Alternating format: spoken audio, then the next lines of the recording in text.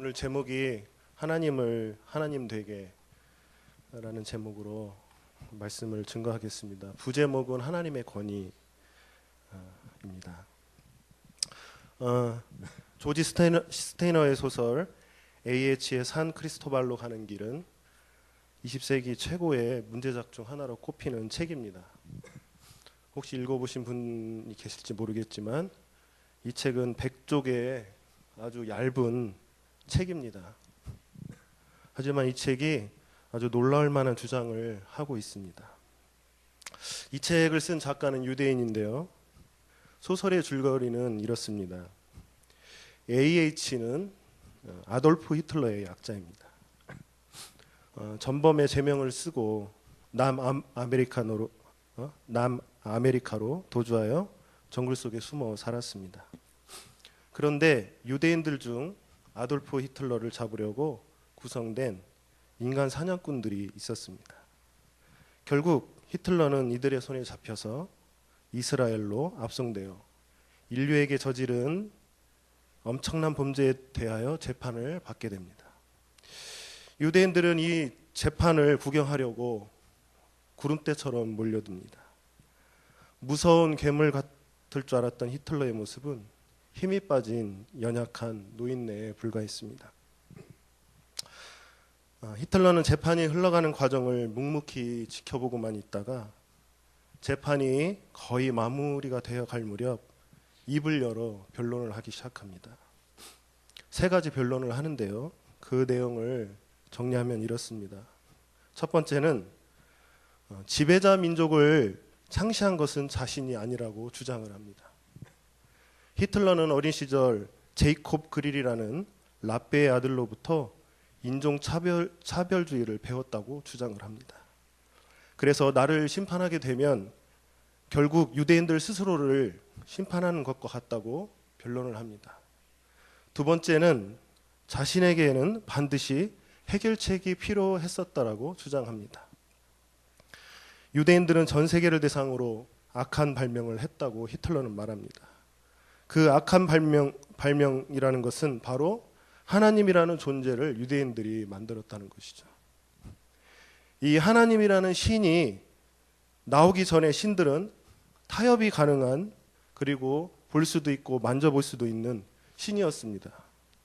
그런데 유대인의 신, 유대인이 만들어낸 신, 즉 하나님은 우리가 그 신을 만져볼 수도 없고 볼 수도 없는, 그리고 전지전능한, 인간의 마음속 깊이까지 꿰뚫어 보시는 그런 하나님이었습니다.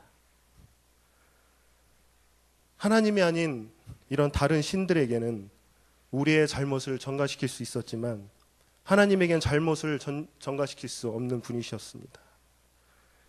인간의 잘못은 모두 인간의 몫이 되어버리는 것입니다. 히틀러는 이보다 더한 강포가 어디 있습니까? 라고 변론을 합니다. 즉 히틀러가 주장하는 바는 모든 것을 요구하는 신의 산의 신, 그리고 달콤하기 그지없는 예수 그리스도의 사상, 그리고 마르크스주의에는 공통점이 있다라고 주장을 하는 겁니다. 그것은 초월성과 완전성, 유토피아, 즉 천국이라는 거짓말을 한다는 것입니다. 그래서 히틀러는 자신이 이 모든 것들을 다, 이 바이러스를 자신이 직접 다 태워 없애버리기로 결심을 합니다.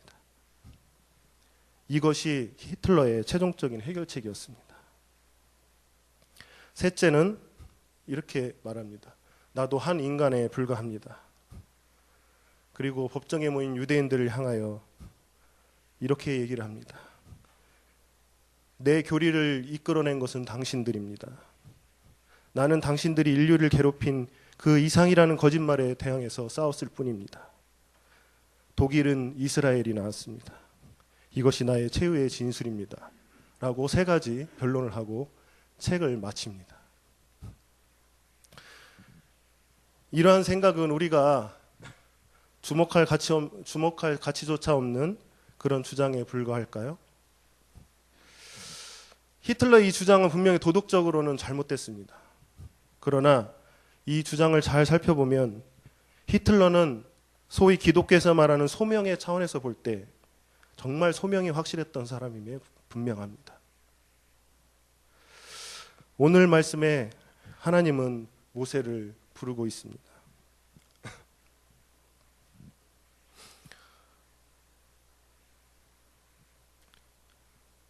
우리는 모세에게 보여주신 이 하나님의 계시, 히틀러처럼 유일신,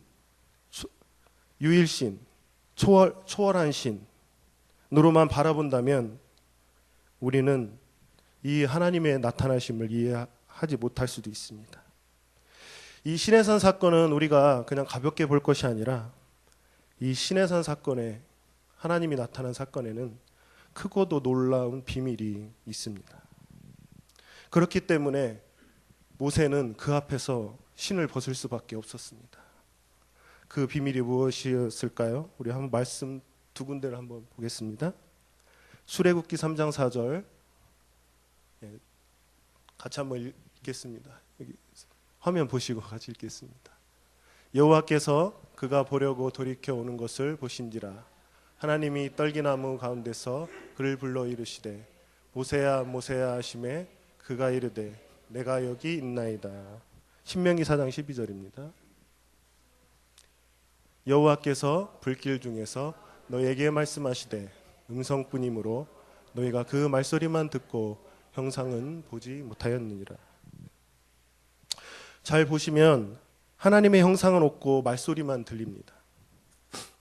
왜 하나님은 부르시기만 하시고 자신의 형상을 보여주시지 않을까요? 하나님은 백문이 불여일견이라는 말을 모르실까요? 보는 게 더 확실하죠? 말은 공기 중에 쉽게 사라지기 마련입니다. 그리고 말은 논란거리를 불러일으킬 수도 있습니다. 그런데 왜 하나님은 굳이 자기 모습을 드러내어 보여주시지 않으시고 이렇게 말로 하시는 걸까요? 하나님께서는 우상과 자신이 경쟁하는 것뿐만 아니라 어떠한 형상으로도 자신을 표현하는 것을 금지하십니다. 하나님은 우리가 그분을 상상하는 것조차도 싫어하십니다. 하나님의 말씀이 인간의 형태로 오신 놀랍고 자비로운 그 잠시 동안의 사건, 예수님이 오신 사건을 제외하면 그분은 우리에게 말로써 말씀하시고 그분의 피조물인 우리의 책임은 그 말씀에 귀 기울이고 신뢰하고 순종해야 된다는 것입니다. 그러나 이 진리의 이면에는 소명에 관한 그러한 비밀이 숨겨져 있습니다. 하나님께서 말하는 이 말이야말로 하나님이 우리에게 자신을 계시하시는 가장 깊고도 완전한 표현입니다. 그분이 우리를 부르신 것이 바로 그 시초인 것입니다. 따라서 그분이 부르실 때 귀 기울이고 그분을 신뢰하며 순종하면 우리는 그분의 위엄과 존귀를 인정하며 하나님을 진정 하나님 되게 하는 것입니다. 예수님이 오시기 전에는 하나님이 사람을 부르실 때 그 사람들은 두려워서 엎드려 얼굴을 땅에 대고 하나님을 맞이해야 됐습니다. 하나님을 대면하는 자는 그 거룩한 분을 피해 눈을 가려야만 했습니다. 그러나 귀는 열려 있죠. 엎드려졌어도 귀는 열려 있습니다. 그리고 예수님 시대에 예수님의 부르심은 간결하고 간단한 명령조였습니다. 나를 따르라. 제자들은 그물을 버려두고 예수님을 따라갔습니다. 예수님의 부르심은 도무지 거절할 수 없는 부르심이었던 것 같습니다. 왜냐하면 모든 것을 버려두고 따라갔다는 그 제자들의 모습이 바로 그 증거입니다. 우리는 복음서의 내용을 잘 안다고 생각한 나머지 오히려 복음서에 너무 소홀해지는 것 같습니다. 복음서의 제자들의 모습을 보면 예수님의 부르심에 심사숙고한 모습은 보이지 않습니다. 그들의 반응은 즉각적인 순종이었습니다. 그 제자들의 반응에서 볼 수 있는 것은 예수님의 권위가 거부할 수 없는 그런 권위였다라는 것입니다. 예수님이 바로 존재의 이유였던 것입니다. 그분을 따른다는 것은 모든 것을 버리고 그분만을 쫓는 것입니다. 예수님의 부르심은 우리의 의문과 반대와 핑곗거리를 무너뜨리는 그러한 부르심입니다. 제자란 쫓는 자라기보다는 오히려 쫓지 않으면 안 되는 자라고 말해야 맞는 것 같습니다. 우리가 예수님을 만난 초기에 예수님에 대해 잘 안다고 생각하고 그분을 위해 모든 것을 다 바치고 헌신하고 그러한 것들을 기쁨으로 여기며 살아갔을 때가 있습니다. 그러나 세월이 흐르면서 우리의 믿음이 약해지고 흔들리기 시작합니다. 예수님은 너무나 앞서가셔서 멀리 잘 보이지도 않는 것 같습니다. 왠지 예수님이 낯설게만 느껴지는 것 같습니다. 이제 더 이상 예수님은 나의 위로자, 친구가 아닌 것 같습니다. 처음에 예수님을 잘 안다고 확신했지만 그런 확신이 흔들리기 시작합니다. 나는 더 이상 그분과 친밀한 관계가 아닌 것 같습니다. 이제는 예수님과 너무 멀어져서 그분이 어디로 가는지 알 수도 없으며 따라가는 것은 불가능하다는 마음까지 들기도 합니다. 우리는 모든 것이 급속도로 변해가는 편의주의 시대에 살고 있습니다. 복음마저도 편의주의 시대에 맞게 변해가는 건 아닌지 염려스럽습니다. 오늘 말씀에 하나님의 부르심에 응답하는 피조물의 태도는 신발을 벗는 것입니다. 오늘 말씀 한번 보겠습니다. 같이 한번 다시 읽겠습니다. 하나님이 이르시되 이리로 가까이 오지 말고 네가 선 곳은 거룩한 땅이니 네 발에서 신을 벗으라. 신을 벗는다는 것은 내가 가진 모든 권리를 포기한다는 것입니다. 단 한 번이라도 하나님의 임재 앞에 서본 경험이 있는 사람이라면 신발을 벗는다는 의미가 무엇인지 알 것입니다. 그렇지만 예수님을 가볍게 여기고 그분의 부르심을 흘려버리고 복음에 대해서 너무 가볍게 여기는 사람들이라면 한 번도 그분을 대면해 본 적이 없는 사람일 가능성이 큽니다. 오늘날 우리는 하나님을 하나님 되게 라는 이 말은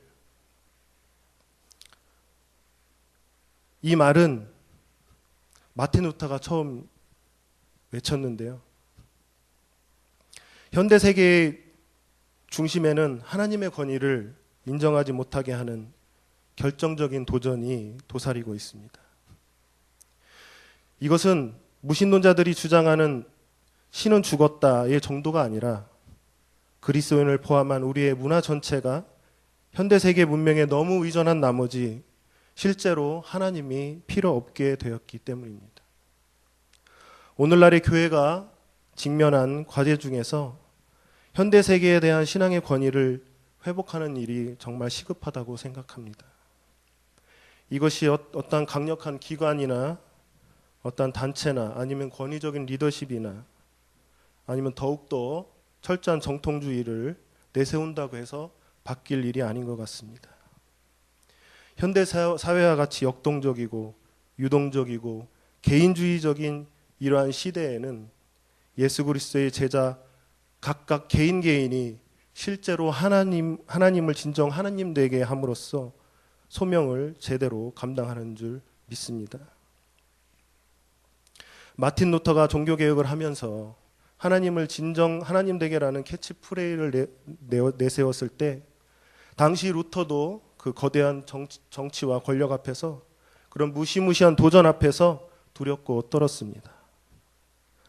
그러할지라도 그가 목숨을 걸고 맞설 수 있었던 것은 루터는 이러한 정치 권력과 이러한 어떤 강력한 힘보다 더 크신 하나님께 부름받았다는 확실한 믿음과 소명이 있었기 때문입니다. 우리가 현대사회의 힘과 이익보다 하나님을 더 두려워할 때만 그리스도를 믿는 신앙은 현대사회에서 그런 결정적인 하나님의 권위를 되찾을 수 있을 것입니다.